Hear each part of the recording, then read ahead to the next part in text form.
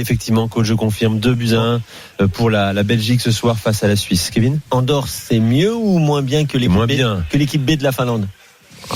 C'est impossible de répondre à ça, mais c'est moins bien. Les joueurs Andorre, l'équipe 1 de Andorre ne joue pas dans des gros championnats européens. Ouais. Même mineurs, quoi.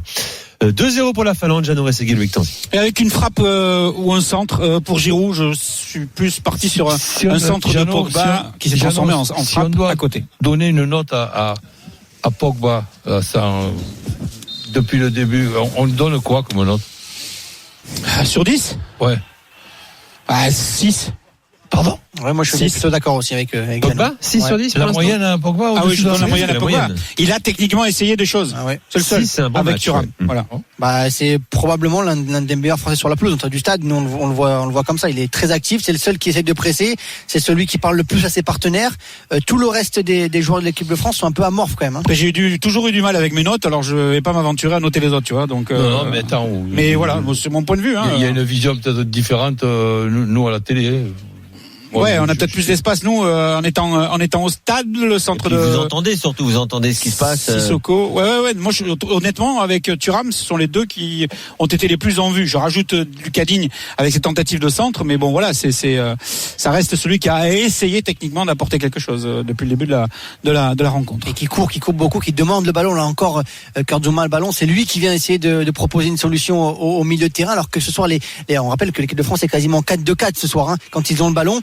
Devant, ça bouge très peu et ça porte très peu de solutions aux porteurs du ballon. Allez, Lucas Digne, peut-être pour un centre, non, avec un relais avec Thuram qui s'appuie sur Giroud au milieu de deux joueurs finlandais, un petit peu secoué, le contre favorable, ça permet à Thuram de récupérer le ballon, toujours sur le côté, de la talonnée pour Lucas Digne, le centre de Lucas Digne et sans problème pour Joronen, le gardien de but de cette équipe finlandaise, juste placé devant Sissoko. Mais c'est pour ça, tu disais justement Sissoko qui est dans ce 4-2-4 en haut à droite, donc en tant qu'ailier droit, mais c'est pas du tout son poste. Là, il est beaucoup trop haut sur le terrain. C'est un joueur qui est bon dans l'entrejeu pour apporter de la puissance, pour apporter son dynamisme, ses changements de rythme. Mais là, comme ça, planté entre les lignes, à essayer de faire le bon contrôle, mais c'est pas du tout son jeu. Attention le décalage avec Amalainen sur le côté qui veut centrer, qui est contré par Dubois. Il y avait un 3 contre 3 qui aurait pu être beaucoup plus payant pour les Finlandais. Et c'est aussi le problème, Jeannot, du 4-2-4. On a vu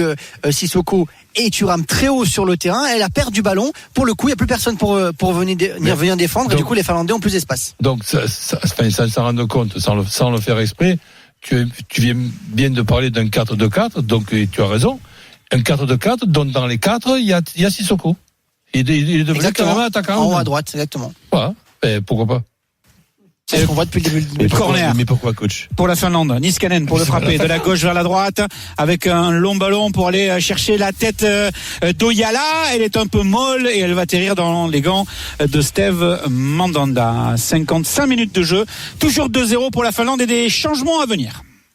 Des changements à venir et pas d'occasion pour l'équipe de France pour l'instant. Pas de réaction en tout cas pour les Bleus. Le basket rapidement, Jérémy Lonzé, Asvel, Étoile Rouge Belgrade. Ouais, pas de réaction pour l'instant du côté des Villeurbanais. Ils sont menés de 16 points, 69-53 pour l'Étoile Rouge à 8 minutes 40 de la fin de cette rencontre. Et la France est menée 2-0 par la Finlande après 55 minutes de jeu au Stade de France. Coach Courbis, Kevin Diaz, Loïc Tanzi, Jeannot Rességuier, Benoît Boutron, on revient dans un instant.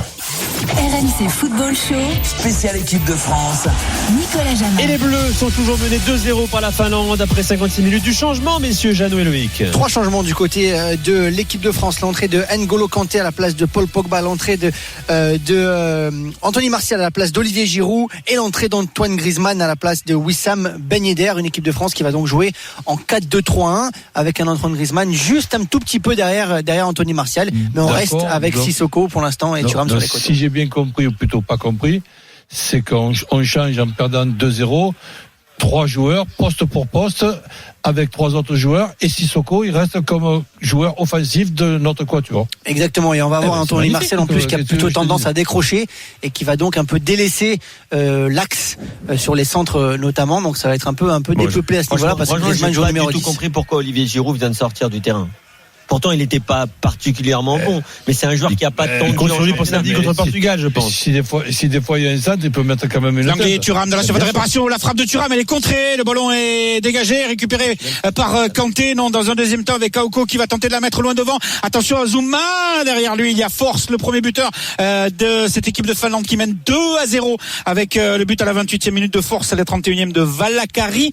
Et depuis le début de la deuxième période, on n'a pas vu une seule occasion, situation dangereuse pour les joueurs de l'équipe de France. Et c'est la 43e sélection ce soir de N'Golo Kanté, la 24e pour Anthony Martial, la 84e pour Antoine Griezmann. Et le centre de Sissoko qui va être contré, ça va nous amener un corner pour l'équipe de France qui va être frappé de la droite vers la gauche par Léo Dubois, ou c'est une touche? Non, c'est un corner et c'est pas Dubois qui va frapper, c'est Griezmann qui va aller frapper ce corner. Griezmann sur la pelouse, c'est lui qui va frapper les coups de pied arrêtés de la droite vers la gauche. J'espère, mais bon, bah si, pourquoi pas, mais bon, je sais qu'il en a raté un encore avec Barcelone ce week-end contre le Betis. La tête de Martial au premier poteau, le ballon est devant le but de Joronen et c'est dégagé, ça revient dans les pieds des joueurs de l'équipe de France, encore avec Antoine Griezmann qui fait mine de centrer, qui se rapproche de l'axe, qui va renverser le jeu côté gauche. Ouais, mésentente entre Lucas Digne et Thuram, c'est bien fait de la part de Thuram, sauf que il avait récupéré la rentrée de touche avec le ballon dans les pieds de Kauko, mais il était en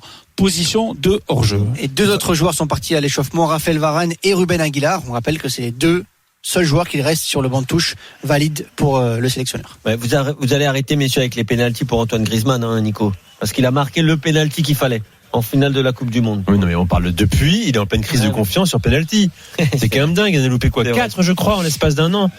Bah, il en a loupé 3 avec l'équipe de France et 1 avec Barcelone. Voilà. Alors tiens, on s'amuse à se poser des questions. S'il y a pénalty pour l'équipe de France, c'est lui qui le tire? Bien sûr. Non, je pense que c'est Sissoko, coach. Je pense pas qu'il le laisse quand même. Nzonzi, peut-être. Vous avez craqué, les gars. Vous avez craqué. C'est-à-dire que les Bleus craquent tellement ce soir que voilà, nous ils nous emmènent dans leur chute, les joueurs de Deschamps. Nous on essaye de comprendre certaines choses et on n'y arrive pas. Donc écoute, il aurait pu y avoir discussion entre Mbappé et Griezmann, comme il aurait pu y avoir discussion entre Griezmann et Giroud, mais bon, Mbappé est dans la tribune, pas sur la feuille de match, Giroud vient de sortir. Alors je sais pas, après peut-être il peut y avoir Anthony Martial, mais en tout cas le numéro 1, ça reste Griezmann, Thuram qui fait la différence sur le côté avec Niskanen qui revient pour Martial à l'entrée de la surface de réparation avec Kanté, la frappe. Non, Griezmann qui récupère le ballon, qui va renverser le jeu. C'est bien fait, la montée de Digne qui est remise à Thuram dans la surface de réparation. Thuram qui veut se mettre sur le pied droit pour enchaîner avec la frappe, qui va revenir finalement extérieur pour la donner à Lucas Digne. Le centre très fort devant le but, trop fort, avec ce ballon qui ne sera pas récupéré par Anthony Martial et encore moins par Moussa Sissoko. Ça passera largement au-dessus du but de Joronen. Disons qu'il y a un tout petit mieux. Voilà, cette action, on a vu Griezmann, on a vu Martial, on a vu Thuram. Oui, c'est Sissoko en numéro 9 qui a repris. C'est Sissoko là qui a repris de voler. C'est lui, exactement. Mais Sissoko, il est pour rien, hein. Effectivement, lui, hein. C'est le choix de Deschamps, en fait. Mais moi, je le trouve très intéressant à son poste. Mais pas celui ce soir. Je rappelle qu'il joue pas à ce poste-là. C'est pas un attaquant. Dans l'entrejeu. Oui, on est d'accord. Non, mais vraiment, je trouve que Olivier Giroud, qui joue peu quand même avec Chelsea, aurait pu finir ce match, même s'il y a un match samedi, ça lui aurait fait 90 minutes dans les jambes, ça lui aurait pas fait de mal. Surtout que le rythme dans ce match, il est pas non plus très très élevé. Et puis je vois pas d'envie non plus de l'équipe de France chez les Bleus. C'est peut-être la manière de Deschamps de piquer Giroud, de piquer Ben Yedder, de piquer Paul Pogba aussi. Quoi? Ah ouais. Pour Giroud, je pense que c'est plutôt pour l'économiser pour samedi. Ouais, c'est ça. Ouais. Enfin, économiser un mec qui joue pas beaucoup, excuse-moi, mais t'as raison, Jeannot. Il y a un mec qui joue pas beaucoup, tu lui fais faire 2 fois 90 minutes en 3 jours, tu l'envoies tout de suite à l'hôpital. À la tête d'Nzonzi, au-dessus de la transversale, sur le centre de Moussa Sissoko, la tête de Zonzi, juste au-dessus du but de Joronen. Je vous le dis, ça va beaucoup mieux, ça va bien mieux. Oui, les changements ont apporté quelque chose, clairement. Oh, les changements ont quand même apporté quelque chose, hein, Nicolas. On voit beaucoup plus Griezmann qu'on voyait Ben Yedder. On voit encore plus Marcus Thuram. Digne sur le côté également, on le voit plus. Et c'est Martial également apporte depuis le début de son entrée. Le ballon récupéré par Sissoko avec Griezmann dans la surface de réparation qui en sort, qui va frapper. Le ballon est contré. Ça va revenir dans les pieds des joueurs de l'équipe de France avec Lucas Digne. Lucas Digne qui accélère avec Thuram qui sollicite le 1-2. Thuram qui conserve le ballon. Thuram qui revient dans l'axe et qui va se faire chipper la balle par Schuller, le capitaine de cette équipe finlandaise, et qui va décaler sur le côté droit Kari Jalonen pour revenir dans l'axe. Attention avec Valakari, la contre-attaque qui s'organise avec Amalainen sur le côté, le retour de Sissoko, pas de faute de la part de Sissoko, l'arbitre ne dira rien. Si, bien sûr, l'arbitre va siffler une faute de Sissoko sur Amalainen et ça va donner un coup franc à 23 mètres, 24 mètres, presque face au but de Mandanda. Allez, légèrement décalé côté gauche. Et bras gauche après. Attention quand même à pas prendre un troisième but, parce que cette équipe quand même, c'est fou le peu de ballons qu'elle perd dans les phases de transition. Alors ok, c'est peut-être l'équipe B de la Finlande, mais franchement c'est des joueurs qui techniquement sont assez à l'aise. Parce que c'est pas facile comme ça de faire à chaque fois 70 mètres pour mettre en difficulté l'équipe de France. Le coup franc pour les Finlandais avec la frappe à venir, soit de Valakari, soit de Niskanen. C'est Niskanen qui va frapper ce ballon, la mettre au deuxième poteau vers Oyala. Le drapeau s'est levé, position de hors-jeu de la part de l'un des 3 défenseurs axiaux de cette équipe finlandaise. Le basket, l'Euroleague, Asvel, Étoile Rouge Belgrade, Jérémy Donzé. Ouais, c'est toujours aussi compliqué, ça ne s'arrange pas pour l'Asvel. Mené de 17 points, c'est le plus gros écart de cette rencontre. 17 points d'avance pour l'Étoile Rouge de Belgrade. 75-58, il reste 5 minutes 06 à jouer dans cette rencontre. Il y a 2 joueurs en feu sur le parquet de l'Astrobal. Malheureusement, ils ne sont pas du côté de l'Asvel. Corey Walden, 20 points. Jordan Loyne, 29 points pour le meilleur marqueur depuis le début de la saison en Euroleague. Les 2 Américains qui font très mal ce soir à l'Asvel, mené 58-75 sur son parquet à 5 minutes de la fin de cette rencontre. Le message de Mims sur Direct Studio. Je veux bien que Deschamps privilégie le groupe, mais il y a des joueurs qui n'ont rien à faire dans cette équipe de France. Dubois, Zonzi, Sissoko, quand des joueurs comme Verretou à la Roma ou Laporte à City par exemple ne sont pas là, ces joueurs-là n'auront jamais leur chance. C'est dommage.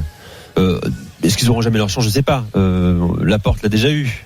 Ouais, c'est peut-être un match comme ce soir et une coupure internationale comme cette coupure-là qui va peut-être faire changer la vision de certains joueurs pour Didier. C'est vrai que Verretou qui s'est installé en Serie A et à la Roma plus particulièrement, Loïc. Et ça doit être frustrant pour ce genre de joueur en plus. Ah oui. Quand tu vois un match comme ça, t'es chez toi à Rome là, tu te dis mon Dieu, pourquoi j'y suis pas moi? Non mais c'est vrai, enfin, peut-être. Ouais, surtout qu'il a jamais été appelé. Il y en a qui ont déjà été appelés, peut-être que leur attitude n'a pas plu. Mais lui, Verretou... Ah non, c'est un joueur fiable. Il était fiable à Nantes, il était fiable à la Fiorentina, à la Roma. 2-0 pour la Finlande, messieurs, face à l'équipe de France. Et 3 changements pour la Finlande dans quelques secondes, avec l'entrée d'Ailo qui joue à Helsinki, l'entrée de Kamara qui joue lui aux Rangers en Écosse, et l'entrée de Toivio qui joue en Suède. Il rentre les joueurs C, mais non. Non. Les A, justement. Non. Ah ouais, s'il est c'est dangereux là. Il rentre 2 titulaires potentiels de l'équipe de Finlande. Un sûr avec Joona Toivio et 32 ans, Kamara, lui qui fait partie aussi des joueurs qui sont quand même assez fréquemment utilisés par Markku Kanerva, le sélectionneur de cette équipe finlandaise. L'équipe de France Pour Giroud, ça.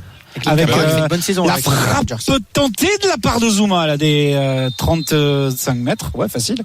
Ça passe à côté du but de Joronen. Alors soyons attentifs sur ces changements avec Oyala qui sort, et c'est donc l'entrée de Toivio. Ouh là. Qui est Il est bon. défenseur central, donc on reste là-dessus, qui du joue à Aken en Suède, donc avec le numéro 4. Ensuite l'entrée du numéro 6 Kamara à la place de Karjalainen. On parlait de Kamara justement qui joue lui aux Rangers. C'est les Rangers qui font une très belle saison, qui sont leaders du championnat écossais devant le Celtic, et qui font aussi une très belle campagne de Ligue Europa pour l'instant. Coach, tu sais qui est le coach des Rangers? Oui, Steven Gerrard, messieurs. Steven. Quelle légende quand même. C'est Gerrard ou Steven son prénom, coach? Steven. Exprès de le provoquer. Alors dans un instant, les Bleus sont menés 2-0 par la Finlande. Il reste moins de 25 minutes à jouer. Vont-ils au moins réduire l'écart? La suite dans un instant avec Jeannot et Loïc au Stade de France. RMC Football Show. Spéciale équipe de France.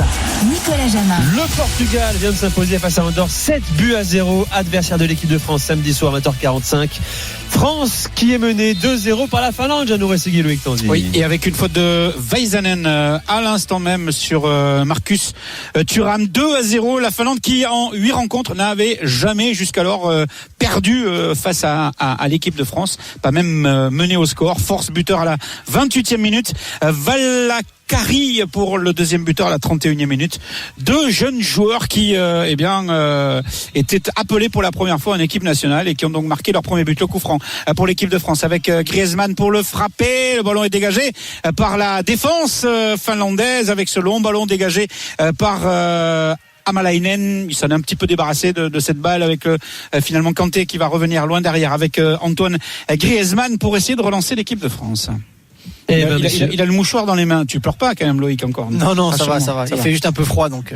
il fait va froid bien. un petit peu. Hein. Ah, il fait un peu froid, On ouais, a c'est vu ça. N'Golo Kanté s'échauffer avec son bonnet avant de rentrer en jeu. Après, on est mi-novembre, moi, c'est un peu normal, hein. Ouais, Victor on a même des joueurs sur le banc de touche de l'équipe de France qui ont des couvertures, des plaids. La Belgique s'est Et imposée 2-1 face à la Aguilar Suisse. va rentrer. Ah, pour une première. Ruben Aguilar. Ouais. Ruben, le choix numéro 4 de Deschamps avant ce rassemblement. Bon, Un sinon, les Grenoblois gars, est sorti tout on va à marquer l'heure. un but ou pas Enfin, un Grenoblois, oui, passé par le G38. Giroud et donc